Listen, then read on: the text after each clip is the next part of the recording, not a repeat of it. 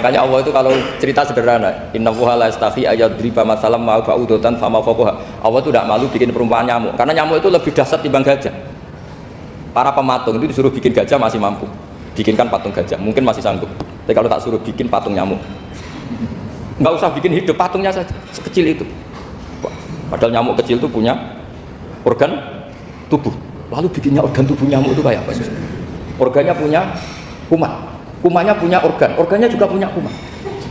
Sehingga orang-orang alim itu baca nyamuk itu lebih jadi ayat Allah ketimbang melihat dinosaurus. Tapi sekarang orang itu nggak tertarik ceritanya. Jadi beda perasaannya orang alim sama orang awam. Kalau orang awam tuh melihat mukjizat kan yang dasar-dasar kayak dinosaurus, gajah, wow gitu. Kalau orang alim nggak, malah melihat nyamuk. Kealiman seperti itu terjaga di umatnya Muhammad, di umatnya Rasulullah Muhammad SAW. Karena ketika umat ini tidak ditunggui para nabi, itu Allah menjamin Muhammad, ulama umatmu nanti punya kemampuan seperti nabi. Tentu tidak dalam keutamaan ya, keutamaan tentu nggak sekelas sama nabi. Kenapa itu terjadi? Karena tadi para nabi ini mewakili sekian karakter. Kalau kita sangat mencintai Indonesia, maka kita akan tegas siapapun yang ingin menghancurkan Indonesia. Itu kira-kira cerminan Nabi Nuh. Kalau kita sangat mencintai Allah, maka kita akan benci sebenci-bencinya sama orang yang mendurhakai Allah. Tapi masalahnya, Allah yang kita cintai itu memaklumatkan diri kalau bersifat ghafur, pengampun. Sehingga kalau kita terlalu kasar, ini kan yang kita cintai bersifat ghafur kok kita kasar. Di sini Nabi Ibrahim, beliau sangat mantau sekali sama yang durhaka sama Allah. Tapi mau mantau gimana? Zat yang mengajarkan itu bersifat ghafur.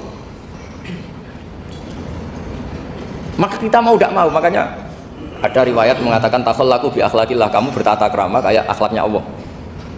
Akhirnya ya sudah, kita mau apa coba? Kira-kira kalau kamu mencintai seseorang, itu potensinya kan dua, protektif. Ada telepon, itu dari siapa? Cewek atau cowok? Protektif. Itu bukti cinta atau bukti suudon kan tidak tahu. Tapi misalnya kamu cinta perempuan terus, WA-an sama lelaki gak apa-apa, jalan sama lelaki gak apa-apa, sama masa lalunya pacarnya juga gak apa-apa. Itu cinta apa pembiaran? Kan sama-sama gak jelas. Nah kira-kira mencintai Allah itu kira-kira analoginya seperti itu. Kalau yang satu protektif, Allah harus zat satu-satunya yang disembah, gak boleh didurhakai, gak boleh dikhianati kok.